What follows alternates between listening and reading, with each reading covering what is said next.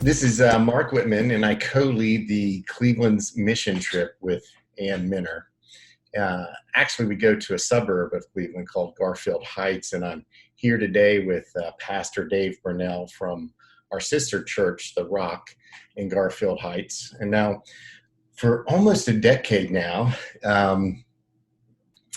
Grace Point has partnered with The Rock to serve at-risk and underserved children in the Garfield Heights area. So we take a team of missionaries each year, and we do a week-long summer camp where we just try to share God's love and the good news of Jesus Christ with these awesome kids.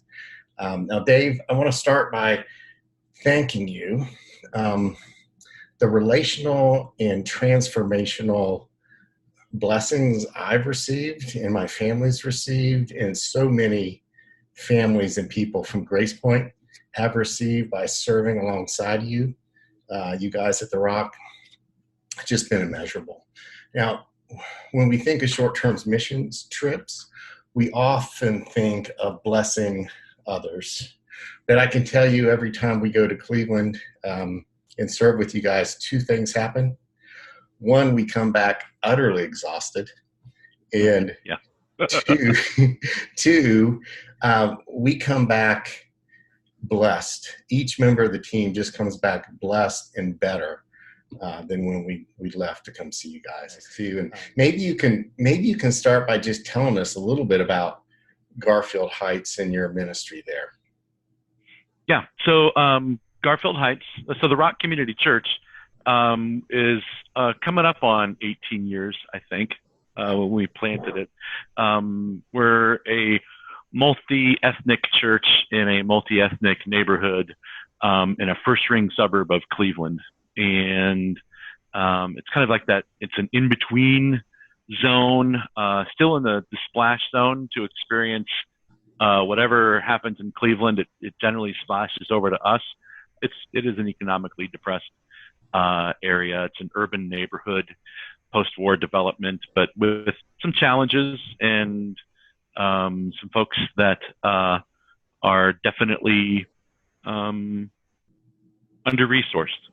for sure, in our area.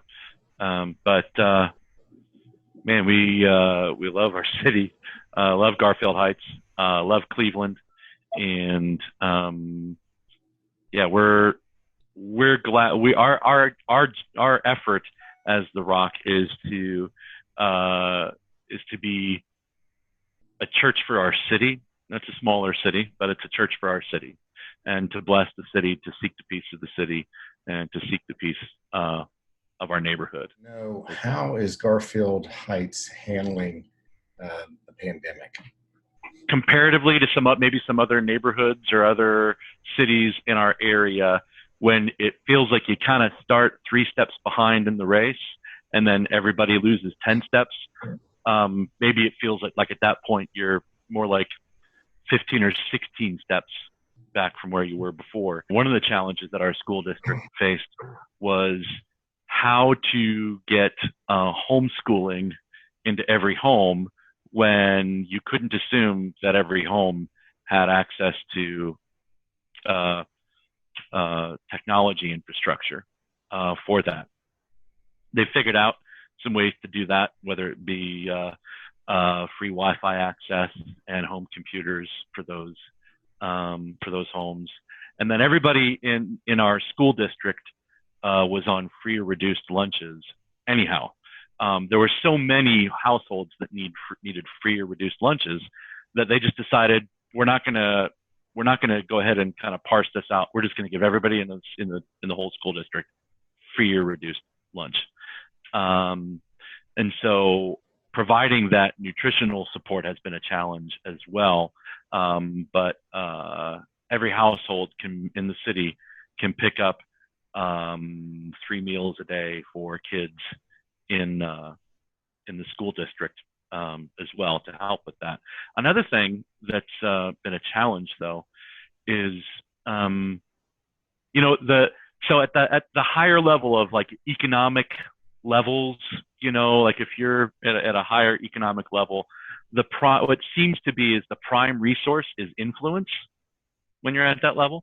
Okay. When you're kind of like when you're at the middle class, the prime resource is money, finances. That's how you change your world, you change your life through money. That's how you buy cars, you go on vacations, you save for college.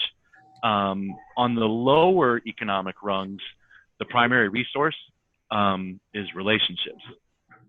So you don't have your support structure, your safety net is not your money, it's not your savings, it's your relationships. It's a network of relationships. And so neighbors depend upon one another, I'm driving here, this person doesn't have a car, they drive them to the store, or I don't have childcare, so this neighbor watches these kids when they get home from school until mom gets home from the second shift.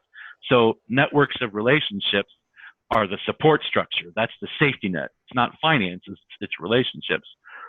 And so that kind of support structure is a lot harder to do when you're under stay-at-home orders and when you're expected to social distance.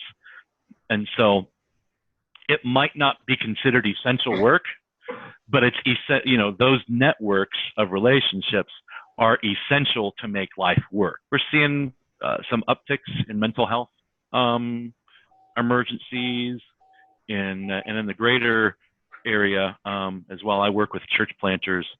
They're starting to see deaths from overdose just because, at one point they showed up on Monday and all of their recovery programs and group supports and mandatory court-ordered drug testing that kind of kept them on, kind of had these scaffoldings to help them walk into recovery.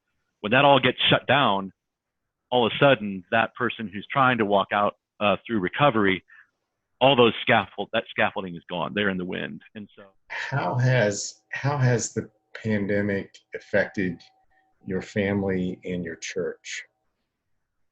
Yeah. So our family, the first couple weeks, we kind of felt like Carol and I were, oh man, this is kind of nice. This is slow. This is kind of cool. Now I think I joke, it feels more like a sabbatical that I'm still working through. I'm not doing the same church stuff that I used to, but I'm working. It feels like I'm busier and working more in unusual creative ways. And maybe it's just because I'm working in different ways. I don't know, but it feels like it is. Carol and I are doing okay though with that. We're managing to take a regular Sabbath, so that's helpful. Our teenage boys are sick of each other's faces. We have a daughter, a special needs kid who's a complete care. She would be high risk.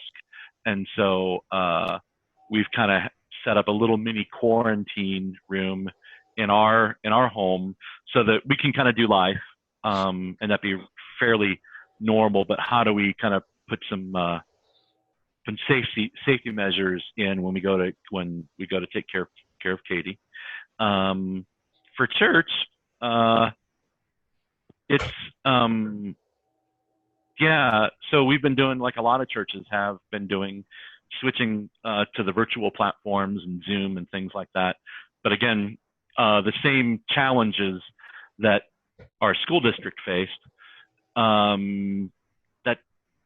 that we've tried to figure out how to overcome that for our congregation as well. Not everybody has access to technology that can make a verbal or a virtual engagement a reality.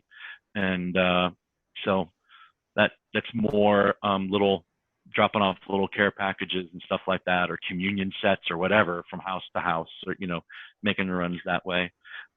At one point, and we didn't know this until after people came and told us, we learned after the fact that the Greater Cleveland Food Bank, Channel 8, and the Ohio National Guard were sending people to us. We didn't know that. All we knew was that our numbers were skyrocketing.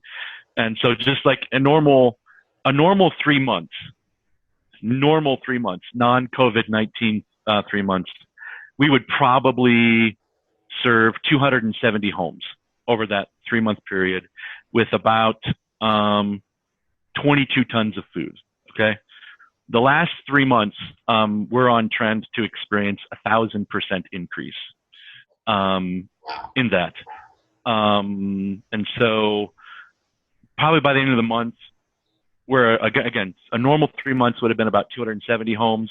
We're looking at about 1,800, over 1,800 homes in the past 3 month window.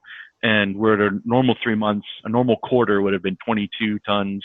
We're looking at about 65 tons of food that's been delivered, not delivered, but provided to the community. How can the Grace Point family be praying for you guys? Certainly endurance. We know that this pace that we're at right now is not sustainable for the long haul. We can't run at this pace for a marathon. So we need endurance for the sprint right now. And we also need wisdom to know when that sprint changes back to a marathon.